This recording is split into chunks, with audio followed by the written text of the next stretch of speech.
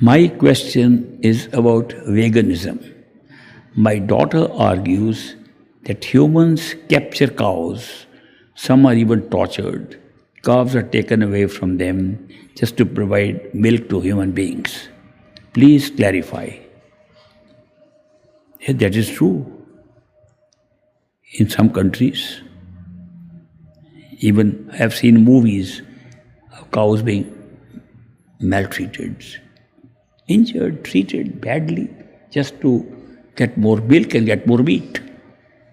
They slaughter them for meat and they enhance the milk so it should be 60 pounds and not 10 pounds. Not everywhere. For example, India, we worship the cow. Cows worshipped there, tortured here. So the rule does not apply everywhere that because of torture of cows we shouldn't drink milk or we shouldn't do this. India, cows are kept for giving milk.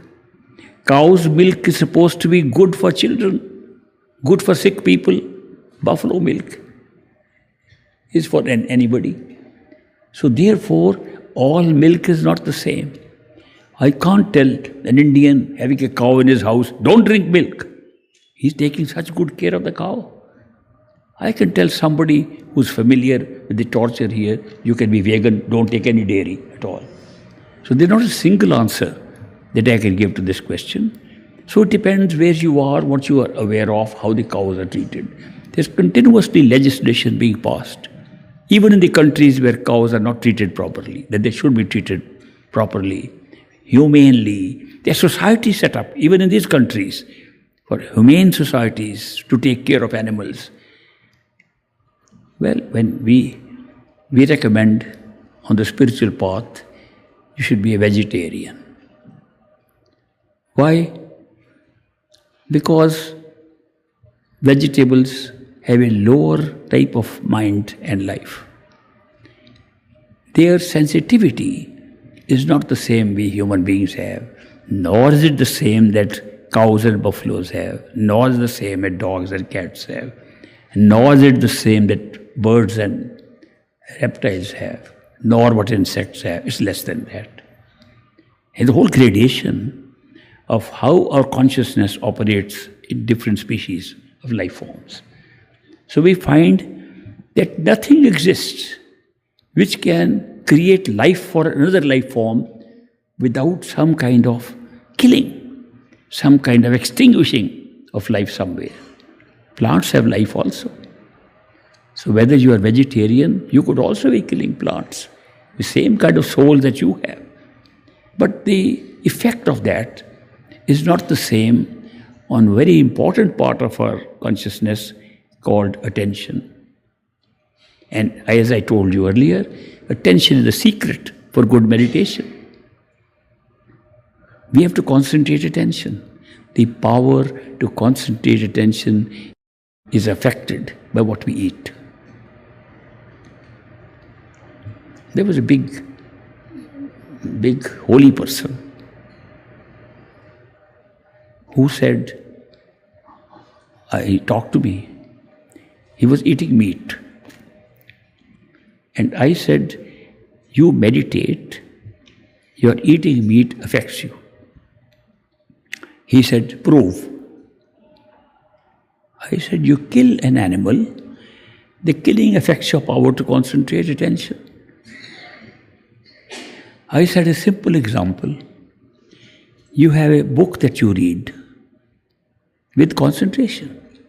You can't really understand a book if you don't concentrate on what you're reading. Supposing your normal speed of reading that kind of book is a minute a page, go and kill somebody and try to read the same book. You won't even read a few lines in a minute. It takes you much longer to read that page. That affects your power of concentrating. If you kill an animal, recovery time is less. Vegetable, you hardly notice. Every extinguishing of life affects your power to concentrate attention. Therefore, if you extinguish life at the lowest level, the plant life, your meditation is better and you make a better start on meditation. People sometimes don't realize this is the real reason for those who want to meditate, that the food you eat makes a difference. But then it's not only food you eat, it also means how much you eat. If we are gluttons filling up our bellies with vegetarian food, no meditation. Oh, I am a vegetarian, so I am going to heaven. Vegetarianism doesn't take you to heaven. Some people believe that just by certain food you can do it. I remember going to Japan, and there was a Zen group, Z-E-N. The Zen group said the secret of enlightenment is in the grain of rice. Special rice grown there. Eat that, you'll be enlightened. I was surprised that a grain of rice can give you enlightenment. I said, I like to eat a lot of it. I had a whole plate of that rice. No enlightenment. I said, I'd like to now meet my friends who are enlightened by eating that rice. Belief system only. Rice can't give you enlightenment. Too much rice can give you indigestion, but not enlightenment. Such beliefs exist.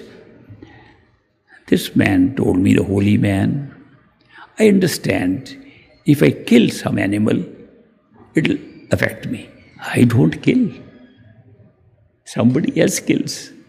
I just buy the meat from the store and eat it. So, if there's a karma affected on the consciousness, on power of concentration, that fellow is suffering, not me. I said, are you aware of this, that he's suffering? Of course I can understand that awareness of his suffering affects you. You can't help it.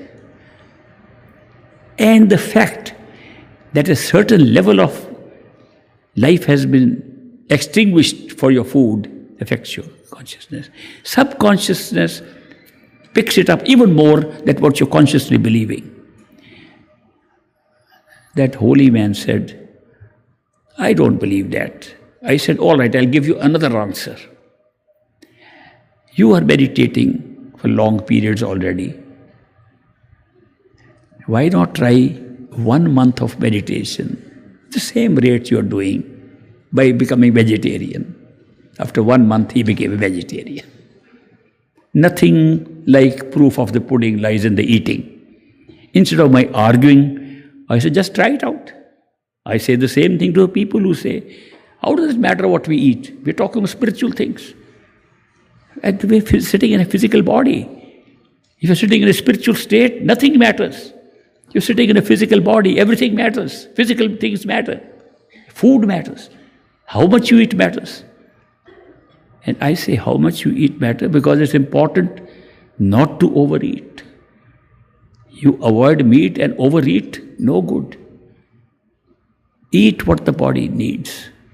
Now there is a problem in that. I don't know how many of you know it. The cells in our body communicate with other cells. And the communication to the brain is almost instant from most cells, except the stomach.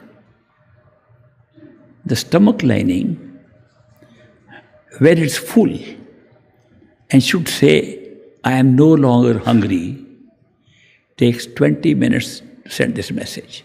Did you know that? 20 minutes to send a message, I am no longer hungry, I am full. We overeat in those 20 minutes. I met a group in Japan itself. They said, when we eat toward the end, we leave a gap of 20 minutes between the last dish and the penultimate dish. Then they don't overeat. This is strange, but it is true that the sense of fulfillment and having no hunger reaches the brain 20 minutes later, and that those 20 minutes we overeat. If you eat half of what you're eating, you'll find you'll be more healthy. Try it out.